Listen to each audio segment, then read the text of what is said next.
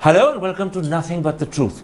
Most people instinctively realize that Narendra Modi's sweeping victory is a major shift in Indian politics. But just how significant is it and what are the changes we can expect? Those are the key issues I shall raise today with one of India's most profound political thinkers, the President of the Centre for Policy Research, Pratap Bhanu Mehta. Dr. Mehta, let's start with Narendra Modi's sweeping victory. How significant is it that after 30 years of a series of coalition and minority governments, we now have a government with a comfortable majority, with the BJP winning 282 seats on its own? An extraordinary event. I would argue it's the most significant election since independence. It has completely rewritten the rules of Indian politics. It has, given lie to the assumption that we are going to be stuck with coalition governments. It has proved that national leadership actually matters to the political fortunes of a party. And I think what it has demonstrated most importantly is that political creativity, communication, strategy, organization, good old-fashioned political things matter, and that people were hankering for change. It's a historical opportunity in the second sense that it's an extraordinary opportunity now to actually transform India for the better and leave a lasting imprint on the basic structures of governance. I want very much to talk about the manner in which India could be transformed and what the changes would amount to. But first, let's focus a little on how Mr. Modi's style and personality could actually change the way we view the Prime Ministership, which at the end of the day is the apex of our political structure. Dr. Manmohan Singh was seen as soft-spoken, reticent, gentle. Mr. Modi is almost the opposite in every regard. How will that change how we view the Prime Ministership and how India views political leadership? See, I think the office of the Prime Minister has two different kinds of leadership functions. One is, of course, somebody has to stand up and say, look, I'm in charge, and explain to the people what the government is doing. And that was sorely lacking the last 5 to 7 years. And Modi will say and that comes naturally to Mr. Modi. He's a communicator. He likes to project himself up front and center. I think the second function of the office of the Prime Minister is that it used to be said, he's the keystone in an arch, which is, it's the office that actually determines how other institutions in government function. And the interesting question is whether Mr. Modi is going to use this power in this office to set right that institutional architecture, or is he going to use it to usurp power from that institutional architecture? Let me in fact pick up on that thought. Mr. Modi is a decisive man. He knows what he wants. He's used to getting it most of the time. Could such a man, with a majority of 282 MPs behind him, tip over from being authoritative and become authoritarian? He could. I mean, he could. But I think there are three checks and balances against that, which we are underrating. One, the BJP still doesn't have a majority in the Rajya Sabha. So in terms of major constitutional amendments, I think they still have a long way to go. I think second, we are underestimating the fact that what this election demonstrates is that there is a significant amount of the voting population whose preferences are now quite volatile. I mean, the BJP itself went from 28% to 19% back up to 30%. And I think anybody who has sane political instincts understands that they can actually be punished for doing so. That if that they don't will be deliver a check on Mr. Modi. That if he acts sensibly in his own self-interest. And I think the third check is that I think the BJP is actually a bit more of a federal party than we recognize. There are powerful chief ministers, and it's not going to be easy to circumvent all of them all the time. Now, a third factor about Mr. Modi is that he has his roots in the RSS. He was an RSS pracharak. He's very proud of his RSS affiliation. Some people wonder whether Mr. Modi, as a result, appreciates and understands the many colors, the many strands that make India's rich but sometimes fragile national fabric. Is that another area of some concern? It is an area of concern, but I think two things. One, I think Mr. Modi has surprised everybody by, I think, the evolution at least of his own public pronouncements. I think the fact that he repeatedly refers to the Constitution in almost every second or third speech is actually a remarkable political evolution. Now, whether he means it sincerely or not, that will be tested by his actions. But he has demonstrated a remarkable ability to, as it were, change his message.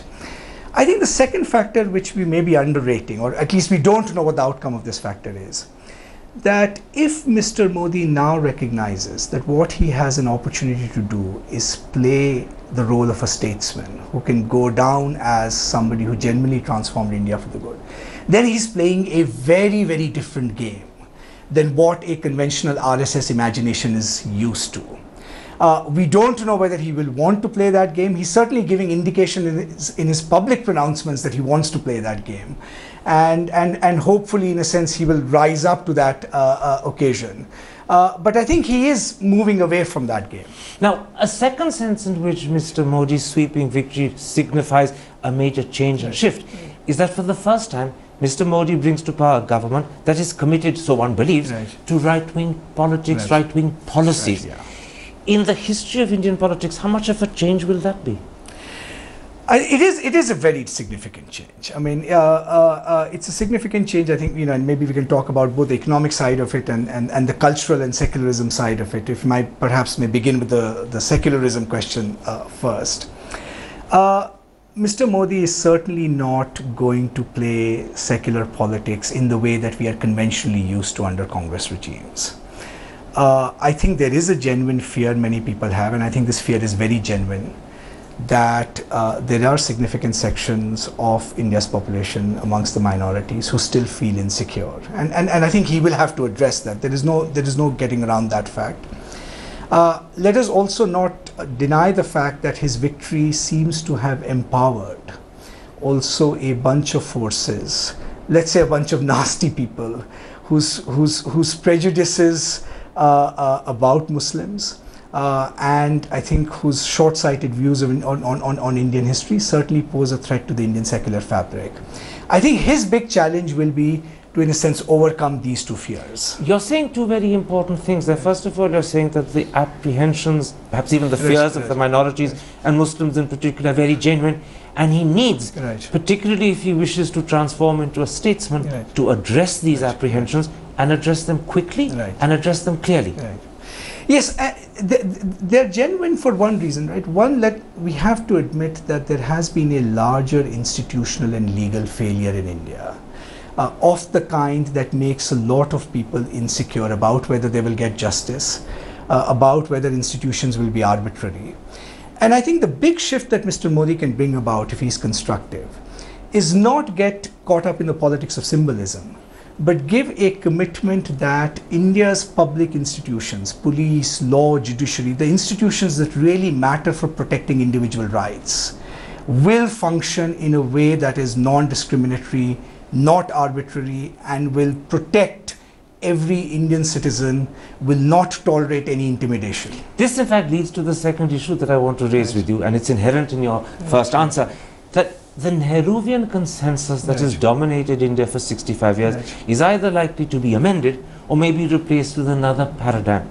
And if, to begin with, in terms of secularism, you find that the concept and the meaning of that term begins to alter under Mr. Modi, would that be a significant turning point? I actually think the Nehruvian consensus was amended shortly after Nehru, not now, which is to say that Nehru had a vision for India's constitutionalism which was a transformative vision, where identity matters less for what rights you have. We converted that vision into a form of electoral secularism, or a secularism of symbolism rather than a secularism of institutions. I'll tell you why I asked this question, because Mr. Modi refers to the practice of secularism today as the burqa of secularism. His party calls it pseudo-secularism.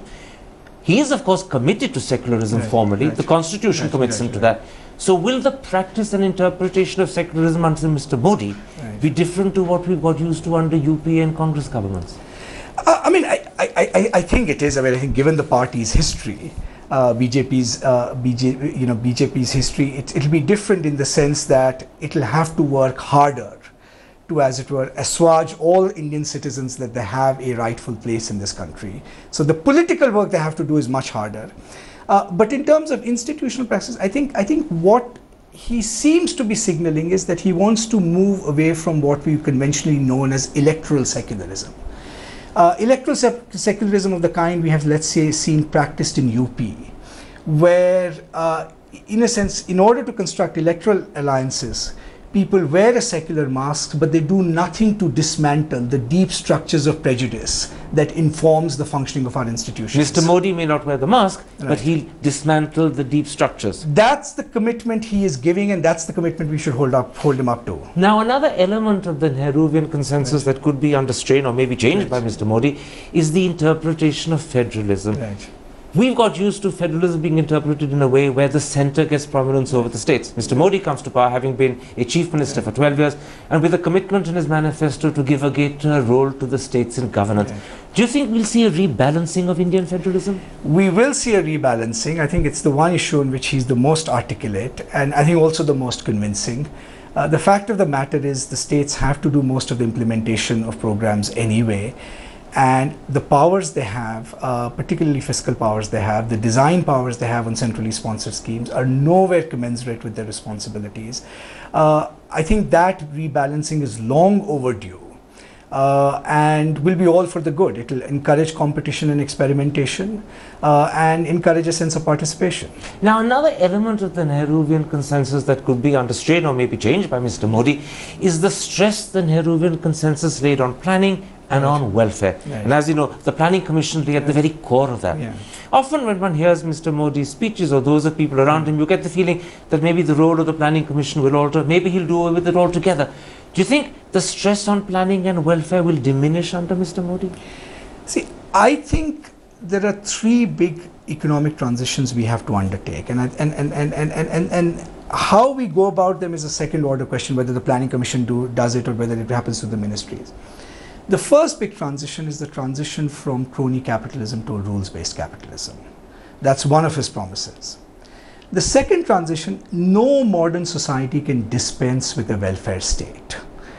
The question is whether the form of that welfare state leads to greater productivity and greater participation in the economy in terms of jobs. And the third transition he has to make is the right balancing between development and environment. We cannot dispense with the environment at all. In fact, it has to be a much higher priority. Now, the question is what architecture is commensurate with producing these three transitions. I don't think it's going to be as simple a matter of he's moved rightward and dispensed with welfare policies. In fact, BJP state governments are actually much more effective at many of those welfare policies. But the balance again will alter and change. And as that balance alters and changes, whether it's between welfare and productivity, whether it's between development and environment, you'll sense and feel not just a new government, but a new India emerging. There'll certainly be a new certainly a new discourse emerging. We'll have to see how effectively they realize it. But I think his constant emphasis on participation, productivity in the future, I think is in a sense very different in tone. In fact, this in a sense stresses another difference between what people believe he'll do and what the UPA did. The UPA laid a lot of stress on rights-based entitlement policies. Mr. Modi sounds as if he's more interested in empowerment and policies that more immediately bring direct material gain to people.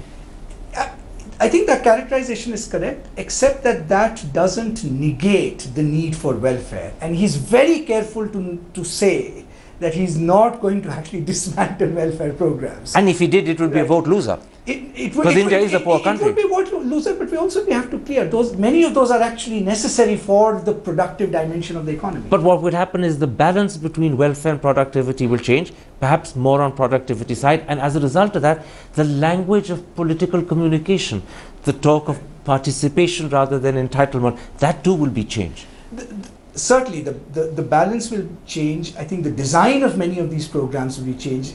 It will be changed in terms of what we are trying to achieve through them. And I think the balance of rhetoric, where instead of these programs being the ceiling of what we can aspire to, there will be the floor for what poor people need to stand on to aspire to something higher. To put it in journalistic terms, if all that happens, as we are discussing, does actually take place, will Mr. Modi look and feel as if he's functioning more like a conservative or a Christian Democrat leader in India, rather than the traditional Jan Sangh background he came from? I think Mr. Modi will look like Mr. Modi, actually. I think he's a very smart politician, and I think one of the things he's realized is that the standard left-right binaries, as we understand them, don't work. Actually do not explain the complicated choices we need to make. In other words, he's creating a new center. He's creating a new he's creating a new center. He's trying to articulate a new vision and put together very disparate elements. At the end of 5 years, if all that we've talked about actually happens, will India be a very different country to what it is today? If we can get back up to 7 to 8% growth, avoid political violence and social polarization, India will look like a very different country than what it is today. Because I think it can aim much higher than it aims for today. And that change, in a sense, will be the Modi imprint. That change will be the Modi imprint, and that will be the test of his success. Dr. Mehta, let's come to the fate that's befallen the Congress party. It's crashed to just 44 seats, barely 19.6% of the vote, and yet it used to be the party of Mahatma Gandhi. It was the party that brought India to independence. Do you think the Congress party's hold on Indian politics has been shattered, or is that a premature conclusion? I think it has been shattered. I mean, it'll be a tall order to revive the party, particularly if Mr. Modi does well in government. If there's a crisis in government, certainly it'll give them an opportunity. But I think it's been shattered for two reasons. I think there are two problems with the Congress. One is not just the Congress, actually, the opposition at large, which should worry us as a country. You know, in military, there's a form of marching known as Kadam Tal, where people kind of move their feet up and down and stay in the same place, the same discourse, the same arguments, the same language. I think Congress actually is caught in that sort of ideological trap. I think the second challenge is that there are no challengers in Congress.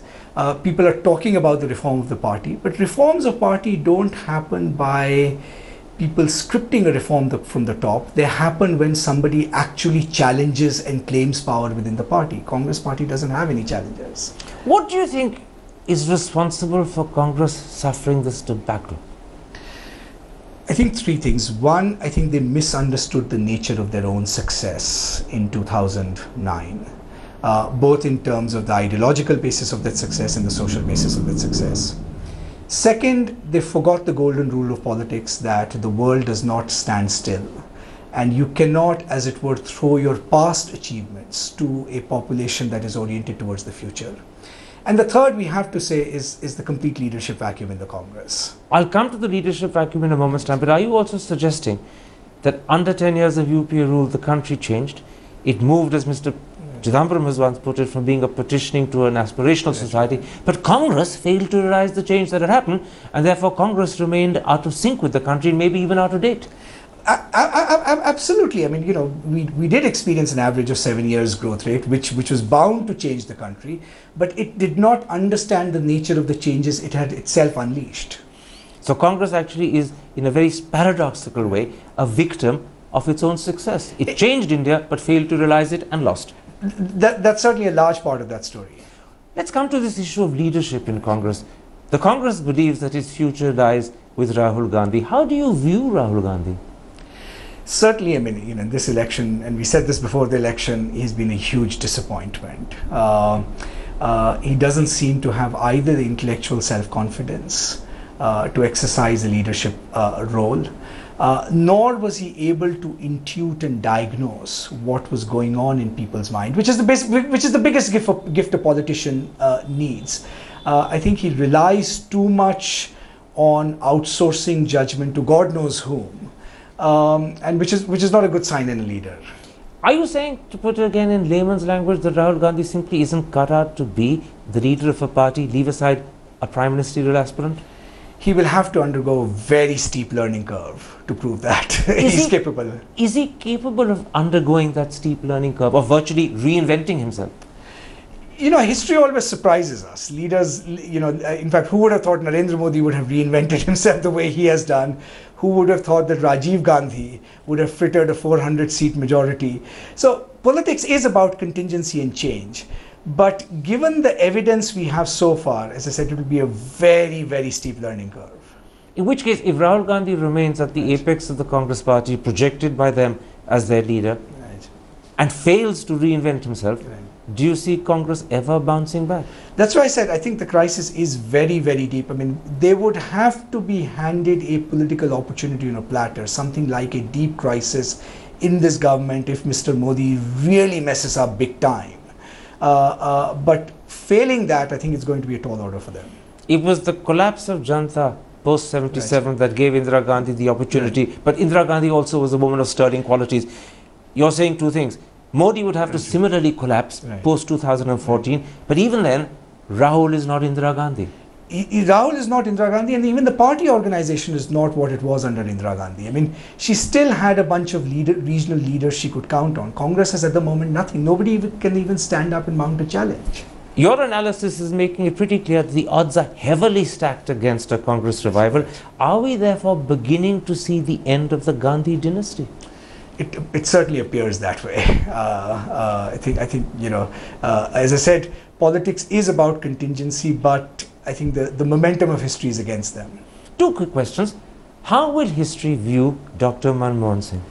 I think the simplest way of describing is when greatness was thrust upon him, he did not fully rise to the occasion. That makes him sound almost not tragic, but pathetic.